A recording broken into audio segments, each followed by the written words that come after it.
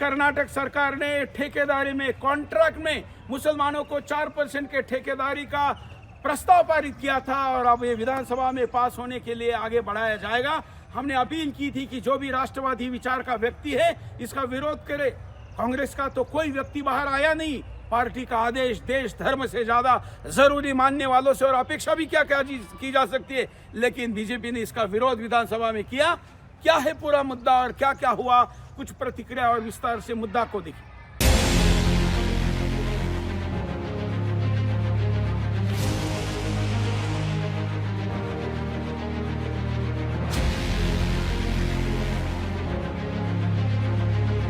कांग्रेस ने एक बार फिर अपने मुस्लिम प्रेम और तुष्टीकरण की राजनीति का खुला प्रदर्शन किया।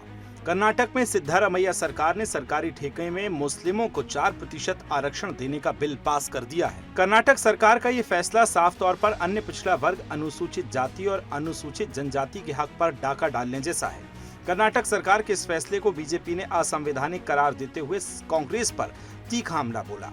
बीजेपी प्रवक्ता संबित पात्रा ने प्रेस कॉन्फ्रेंस में कहा कि यह फैसला तुष्टीकरण की पराकाष्ठा है। उन्होंने आरोप लगाया कि राहुल गांधी के इशारे पर कांग्रेस ओबीसी, एससी और एसटी का हक छीनकर मुस्लिमों को खुश करने की राजनीति कर रही है।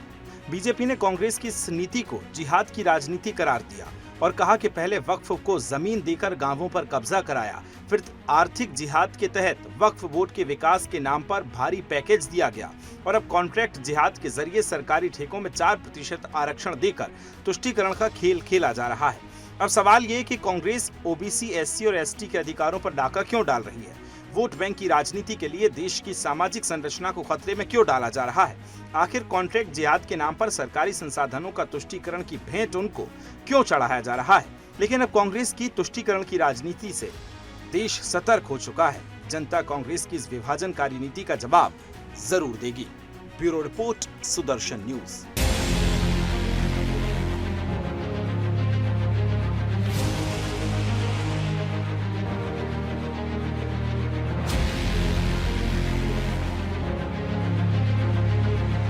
हालांकि कांग्रेस के पास बहुमत है और इसलिए विधानसभा में ये बहुमत के साथ पास होना स्वाभाविक है, लेकिन ये सहमति से पास नहीं हुआ। इसका मतलब इसका विरोध जारी रहेगा। पिछले दिनों भी कांग्रेस ने ये दांव खेला था, बीजेपी सत्ता में आई तो उन्होंने इसको बर्खास्त किया था। इस बार भी बीजेपी ने ये घोषणा करनी चाहिए कि हम सत्ता में आएंगे तो 4% का मुसलमान इस्लाम के नाम पर देने जाने वाला या मजहब के नाम पर दिया जाने वाला या धर्म के नाम पर रिजर्वेशन इस देश में नहीं दिया जा सकता। ये बाबा साहब जी ने कहा है।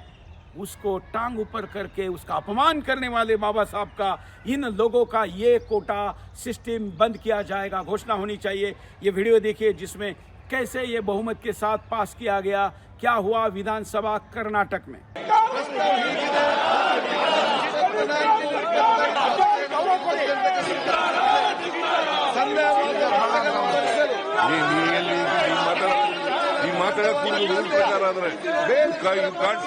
ನಮೂದಿಸಿದ ಮೊಬೈಲ್ಗೆ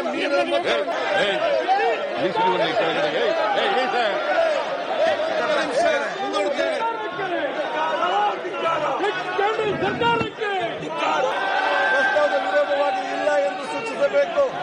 ಪ್ರಸ್ತಾವ ಹೌದು ಪರವಾಗಿ ಇದೆ ಎಂದು ಭಾವಿಸುತ್ತೇನೆ. ಪ್ರಸ್ತಾವ ಹೌದು ಪರವಾಗಿದೆ. ಪ್ರಸ್ತಾವ ಹೌದು ಪರವಾಗಿದೆ. 25-26ರಲ್ಲಿ 16,508, 2,109 ಕೋಟಿ, ಲೋಕಾಯುಕ್ತಗೆ 9,024, ಈಗ 9,840, 216 ಕೋಟಿ ಜಾಸ್ತಿ. ಸಣ್ಣ ನೀರಾವರಿ 2,568, 3,344, 14,841 ಕೋಟಿ ಹೆಚ್ಚು. ಆರೋಗ್ಯ 9,472, 12,032 ಕೋಟಿ 25-26ರಲ್ಲಿ ಹೆಚ್ಚಿನ ಗಾತ್ರದ ಬಜೆಟ್ ಅನ್ನು ಬೊಮ್ಮಾಯಿ ಅವರು ಮಂಡಿಸಿದರು. ವಿರೋಧ ಪಕ್ಷದವರು ಪದೇ ಪದೇ 22-23ಕ್ಕೆ ಹೋಲಿಸಿಕೊಂಡಿದ್ದಾರೆ. ಹಾಗಾಗಿ ನಾನು 2017 ಬಜೆಟ್ ಮತ್ತು 25-26 4% से मुंह और पेट नहीं भरा है और इसलिए एक इस्लामी नेता रफीकुल क्या कहते हैं, मुसलमानों को रिजर्वेशन मिलना चाहिए। अरे रिजर्वेशन क्या, इनको अगर बोलने की खुली छूट दी जाए तो कल ये पूरा हिंदुस्तान मांग लेंगे और मांग ही रहे हैं। 4% ठेकेदारी में, कॉन्ट्रैक्ट में रिजर्वेशन के बाद अब बड़े रिजर्वेशन की मांग करता हुआ, मांग करने वाला वीडियो भी देखिए। इस वीडियो का विरोध नहीं हुआ, इस मांग का विरोध नहीं हुआ, तो कल ये मांग और आगे बढ़ेगी। कि मुसलमान के नाम से रिजर्वेशन कहाँ दे रहे हैं? दे रहे मुसलमान ठीक है, ओबीसी कैटेगरी में ले ले। इतना बैकवर्ड है पूरे इंडिया में मुस्लिम समाज, उनको ओबीसी में ले ले, एमओबीसी में ले ले। डायरेक्ट तो मुस्लिम हिंदू के नाम से तो इंडिया का कॉन्स्टिट्यूशन ने कोई रिजर्वेशन नहीं दिया है, लेकिन ओबीसी कैटेगरी में आप ले सकते हैं। इकोनॉमिकली बैकवर्ड है, एजुकेशनली बैकवर्ड है। सचार कमेटी का रिपोर्ट आप उठा के देखिए कितना बैकवर्ड है। आसाम से लेकर पूरे कश्मीर तक हर स्टेट में मुसलमान का बहुत बुरा हाल है। सर्विस में आसाम में देखिए 35% मुसलमान है, 5% भी नौकरी नहीं है इनके पास। और दूसरा सुविधा, जहां जिस स्टेट में 35% पॉपुलेशन है वहां 5% भी हिस्सादारी नहीं है। कि वैसे किसी स्टेट में 20% है, उनके पास 2% हिस्सेदारी है। तो ये जो बुरा हाल है इकोनॉमिकली, एजुकेशनली, सोशली, मुस्लिम समाज जो इतना बैकवर्ड है, इनको ओबीसी के दायरा में ले, एमओबीसी के दायरा में लेके फिर इनके लिए रिजर्वेशन का वो कर सकते हैं, कोई मसला नहीं है। लेकिन मुस्लिम हिंदू के नाम से रिजर्वेशन नहीं हो सकता, हमें भी मालूम है। भाजपा नेता और प्रवक्ता पुरी से सांसद उड़ीसा से संदीप पात्रा इस मुद्दे पर क्या कह रहे हैं, सुनिए। पार्टी ने राष्ट्रीय स्तर पर भी अपनी भूमिका स्पष्ट की है। ये ओबीसी का भी कोटे में सेंधमारी है और पार्टी का क्या स्टैंड है, संदीप पात्रा बताते हुए। आलमगीर राहुल जेब के लिए अर्ज है, जहां पनाह बनने का ख्वाब पाले, अरमान पाले, मुस्लिम तफक्कुद की राह पर है सहजादा। तफक्कुद मतलब तुष्टिकरण। जहां पनाह बनने का ख्वाब पाले, अरमान पाले, मुस्लिम तफक्कुद की राह पर है सहजादा। कुर्सी की आसनाई में अंधे हुए हैं इस कदर, कुर्सी की आसनाई में अंधे हुए हैं इस कदर कि दिन रात मुस्लिमे इश्क में गिरफ्तार है सहजादा। दिन रात मुस्लिमे इश्क में गिरफ्तार है सहजादा। लेकिन दिल के ये अरमा 4% नहीं 100% आंसुओं में बह जाएंगे। लेकिन दिल के ये अरमा 4% आंसुओं में नहीं 100% आंसुओं में बह जाएंगे। मुस्लिमे इश्क का ये मंजर, मुस्लिम इश्क का ये मंजर इनके इंडी अलायंस वाले, पीएफआई वाले, इनके इंडी अलायंस वाले इन्हीं से छीन ले जाएंगे। सहजादे के ये ख्वाब ख्वाब ही रह जाएंगे, वे जहां पनाह कभी ना बन पाएंगे। आलमगीर राहुल जेब जहां पनाह कभी ना बन पाएंगे। आप सभी जानते हैं कर्नाटक के असेंबली में Karnataka transparency in public procurement KTPP, यह जो बिल था इसमें अमेंडमेंट के साथ, इस एक्ट में अमेंडमेंट के साथ आज बिल पारित हुआ है। इसका लब्बो लुबाब, इसका अर्थ यह है कि आज से कर्नाटक में जो सरकारी ठेके हैं, जो गवर्नमेंट के कॉन्ट्रैक्ट्स होते हैं, उन कॉन्ट्रैक्ट्स में 4% का, 4% का 4% का आरक्षण मुसलमानों के लिए संरक्षित रखा गया है। इसका अर्थ है कि ओबीसी बंधुओं के अधिकार को मार करके, उसमें सेंधमारी करके जो ओबीसी को मिलना चाहिए उसे काट करके कर्नाटक की सिद्धरमैया सरकार ने राहुल गांधी जी के कहने पर मुसलमानों को दिया है। This is an infringement into the rights of the OBCs of the country। देश के जो ये एक तरह से जिहाद की राजनीति है। आप देखिए, पहले लैंड जिहाद, वक्फ बोर्ड को जमीन देकर जिस प्रकार से गांव के गांव हड़पे गए हैं, ये जमीन की जिहाद है, लैंड जिहाद। ठीक उसी प्रकार आप सब ने देखा होगा और देखकर शायद कान पे हाथ भी डाल दिया होगा, एंटी नेशनल जिहाद हुआ था कर्नाटक की असेंबली में, जब पाकिस्तान जिंदाबाद के नारे कर्नाटक की असेंबली में लगे थे कांग्रेस द्वारा। और उसी प्रकार इकोनॉमिक जिहाद हुआ है जब वक्फ बोर्ड के डेवलपमेंट के लिए बहुत बड़ा पैकेज दिया गया है। यह आर्थिक जिहाद है। और आज हम जो देख रहे हैं वो कॉन्ट्रैक्ट जिहाद है, जिसमें 4% कॉन्ट्रैक्ट अब मुसलमान कॉन्ट्रैक्टरों को दिया जाएगा। और इतिहास गवाह है, 2026 तक नक्सल मुक्त करना है, लाल आतंक से हिंदुस्तान को मुक्त करना। इस मिशन के साथ देश भर में गृह मंत्री अमित शाह जी ने भी अभियान चलाया और छत्तीसगढ़ में अब इसका कुछ जो प्रेजेंस है उसको खात्मा करने की घोषणा वहां के मुख्यमंत्री जी ने भी, विष्णुदेव साय जी ने की थी। इस मुद्दे पर बड़ी कार्रवाई लगातार चालू है, भले मीडिया में नहीं आ रहा है, लेकिन लाल आतंक के खात्मे के इस पूरे पराक्रम पर यह जानकारी।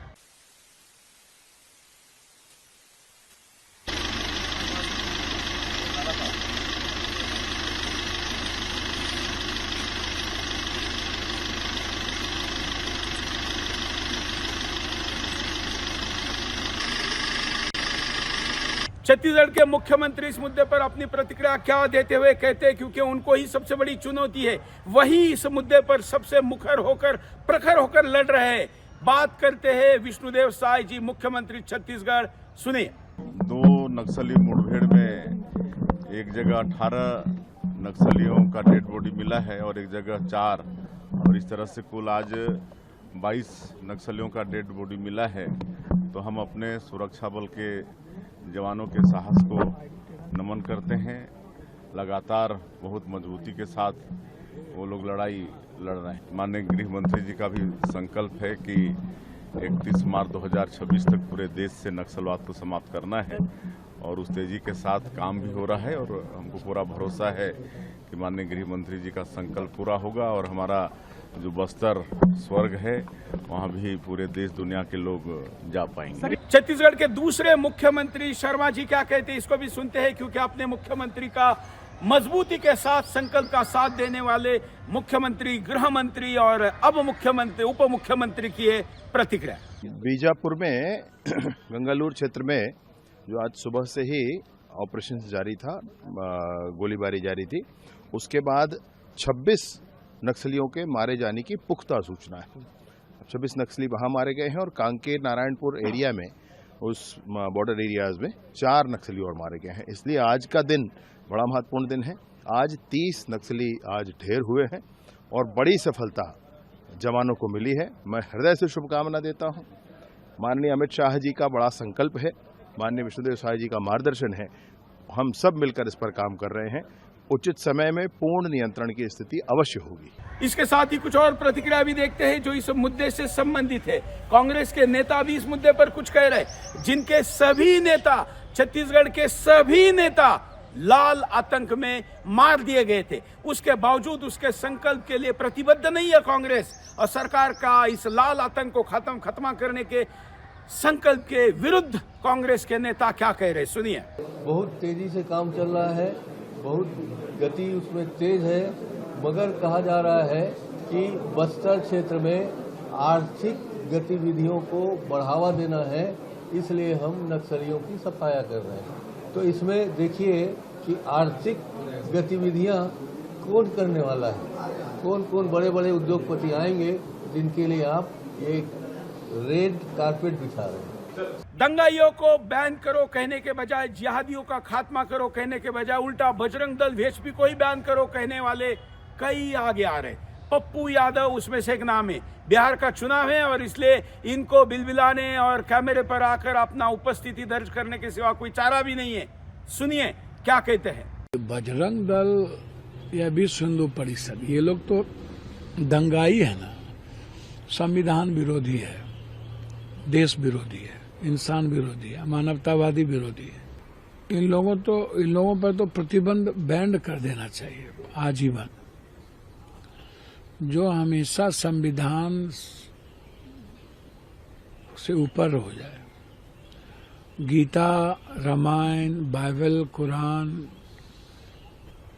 की जो आध्यात्मिकता है और उदारवादी मानवीय मूल्य है, उससे इतर हो जाए, तो ऐसी संस्था, ऐसे व्यक्तियों को तो जगह जेल में या